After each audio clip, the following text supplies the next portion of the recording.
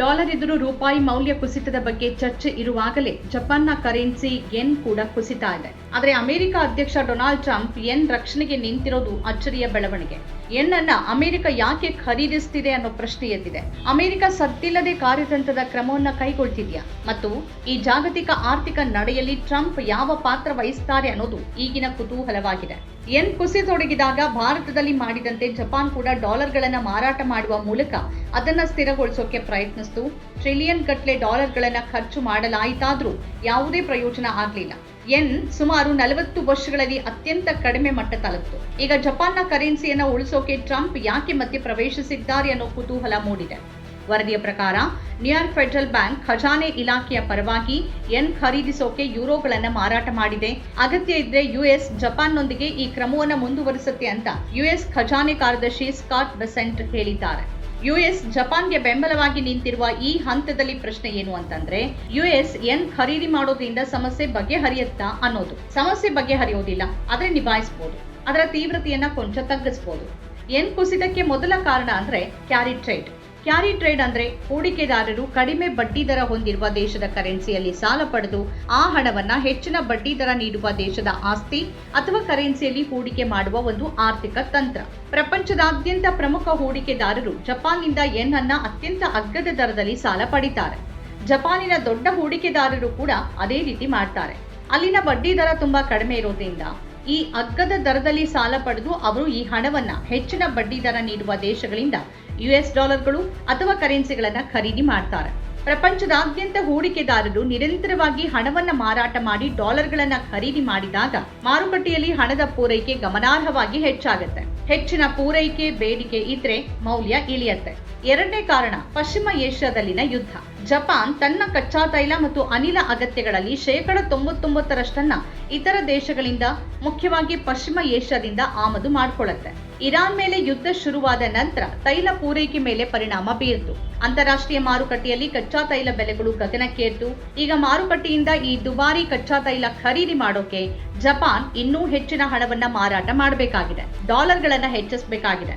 ಇದರಿಂದಾಗಿ ಒಂದ್ ಕಡೆ ಯೆನ್ ಮತ್ತಷ್ಟು ದುರ್ಬಲಗೊಂಡ್ರೆ ಮತ್ತೊಂದು ಕಡೆ ಜಪಾನ್ನೊಳಗಿನ ಹಣದುಬ್ಬರ ಹೆಚ್ಚಾಗಿದೆ. ಈಗ ದುಬಾರಿ ವಿದ್ಯುತ್ ಮತ್ತು ಪೆಟ್ರೋಲ್ನಿಂದ ಸಾರ್ವಜನಿಕರನ್ನ ರಕ್ಷಿಸೋಕೆ ಜಪಾನ್ ಸರ್ಕಾರ ಶತಕೋಟಿ ಡಾಲರ್ಗಳ ಸಬ್ಸಿಡಿಗಳನ್ನ ಒದಗಿಸಬೇಕಾಗಿದೆ.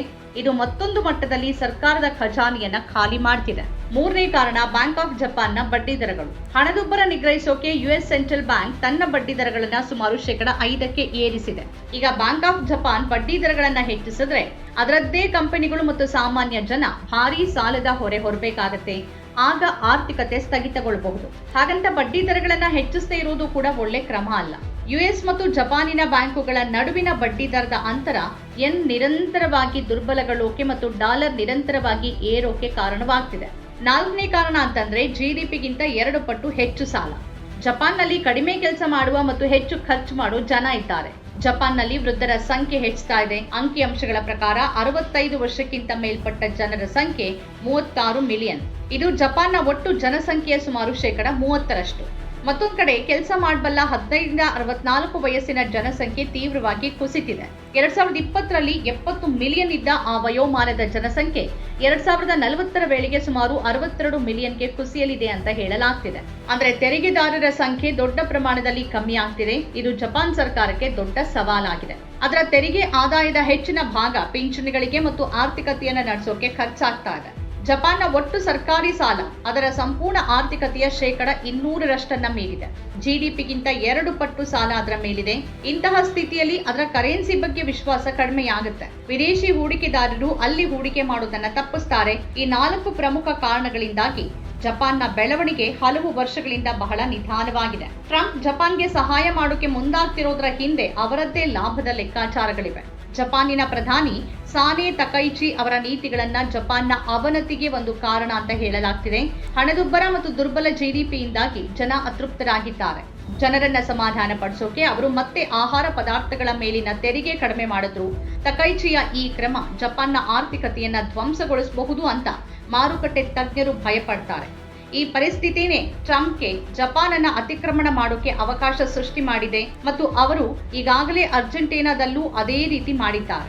ಎಡಪಂಥೀಯ ನೀತಿಗಳ ವಿರುದ್ಧ ಧ್ವನಿ ಎತ್ತಬಹುದಾದ ಸೈದ್ಧಾಂತಿಕ ಮಿತ್ರತ್ವವನ್ನ ಅವರು ತಕೈಚಿಯಿಂದಲೂ ನಿರೀಕ್ಷಿಸುತ್ತಿರುವಂತಿದೆ. ಜಪಾನ್ನ ಯೆನ್ನಲ್ಲಿ ಯುಎಸ್ ಸ್ವಲ್ಪ ಆಸಕ್ತಿ ವಹಿಸ್ತಿರೋದಕ್ಕೆ ಇದು ಒಂದು ಕಾರಣ ಆಗಿರಬಹುದು ಅಂತ ಹೇಳಲಾಗ್ತಿದೆ. ಜಪಾನ್ ವಿಶ್ವದಲ್ಲಿ ಅತಿ ಹೆಚ್ಚು ಯುಎಸ್ ಬಾಂಡ್ಗಳನ್ನ ಹೊಂದಿದೆ. ಜಪಾನ್ ಯುಎಸ್ ಬಾಂಡ್ಗಳನ್ನ ಇಷ್ಟು ದೊಡ್ಡ ಪ್ರಮಾಣದಲ್ಲಿ ಮಾರಾಟ ಮಾಡಿದ್ರೆ ಅದು ಯುಎಸ್ ಮಾರುಕಟ್ಟೆಯಲ್ಲಿ ಸಮಸ್ಯೆಗಳನ್ನ ಸೃಷ್ಟಿ ಮಾಡುತ್ತೆ. ಅಲ್ಲಿನ ಸಾಲದ ಮೇಲಿನ ಬಡ್ಡಿ ವೇಗವಾಗಿ ಏರುತ್ತೆ. ಸಾಲ ಪಡೆದ ಸರಾಸರಿ ಅಮೆರಿಕನ್ ಖರೀದಿದಾರನ ಬಡ್ಡಿ ದರ ಹೆಚ್ಚಾಗದಂತೆ ಟ್ರಂಪ್ ನೋಡಬೇಕಾಗಿದೆ. ಚುನಾವಣೆ ಕೂಡ ಬರ್ತಿರೋದ್ರಿಂದ ಈ ಅಪಾಯ ತಪ್ಪಿಸೋಕೆ ಟ್ರಂಪ್ ಮಧ್ಯಪ್ರವೇಶ ಮಾಡಿದ್ದಾರೆ. ಯುಎಸ್ ಫೆಡರಲ್ ರಿಸರ್ವ್ ಜಪಾನ್ಗೆ ವಿಶೇಷ ಸೌಲಭ್ಯವನ್ನೂ ಕೂಡ ನೀಡಿದೆ. ಅದರ ಅಡಿಯಲ್ಲಿ ಜಪಾನ್ ತನ್ನ ಯುಎಸ್ ಬಾಂಡ್ಗಳನ್ನ ಮಾರಾಟ ಮಾಡುವ ಅಗತ್ಯ ಇಲ್ಲ. ಅದು ಅವುಗಳನ್ನ ಒತ್ತೆ ಇಡಬಹುದು ಮತ್ತು ಯುಎಸ್ ನಿಂದ ಡಾಲರ್ಗಳನ್ನ ಎರವಲು ಪಡಿಬಹುದು. ಅಂದ್ರೆ ಜಪಾನ್ಗೆ ಸಹಾಯ ಮಾಡುವ ನೆಪದಲ್ಲಿ ಯುಎಸ್ ವಾಸ್ತವವಾಗಿ ತನ್ನ ಮಾರುಕಟ್ಟೆಗೆ ಬೀಳುವ ಹೊಡೆತವನ್ನ ತಡೆದಿದೆ. ನಮ್ಮ ಕಾರ್ಯಕ್ರಮಗಳನ್ನ ನೀವು ನೋಡ್ತಾ ಇದ್ರೆ ನಮ್ಮ ಚಾನೆಲ್ ಅನ್ನ ಸಬ್ಸ್ಕ್ರೈಬ್ ಮಾಡಿ, ಪಕ್ಕದ ಬೆಲ್ ಐಕಾನ್ ಒತ್ತಿ ನಮ್ಮನ್ನ ಬೆಂಬಲಿಸಿ. ಹಾಗೆ ನಮ್ಮ ಕಾರ್ಯಕ್ರಮಗಳನ್ನ ಲೈಕ್ ಮಾಡಿ, ಕಮೆಂಟ್ ಮಾಡಿ, ಅದನ್ನ ಬೇರೆಯವರಿಗೂ ವಾಟ್ಸ್ಆಪ್ ಮೂಲಕ ಶೇರ್ ಮಾಡಿ. ನೀವು ಹೀಗೆ ಮಾಡಿದಾಗ ನಮ್ಮ ಚಾನೆಲ್ ಇನ್ನಷ್ಟು ಮತ್ತಷ್ಟು ಜನರಿಗೆ ತಲುಪಲು ನೀವು ನಮ್ಮೊಂದಿಗೆ ಸಹಕರಿಸಿದ ಹಾಗಾಗುತ್ತೆ. ಇದು ನೀವು ಯಾವುದೇ ಖರ್ಚಿಲ್ಲದೆ ಕೆಲವೇ ಸೆಕೆಂಡುಗಳಲ್ಲಿ ನೀಡಬಹುದಾದ ಸಹಕಾರ. ಧನ್ಯವಾದಗಳು.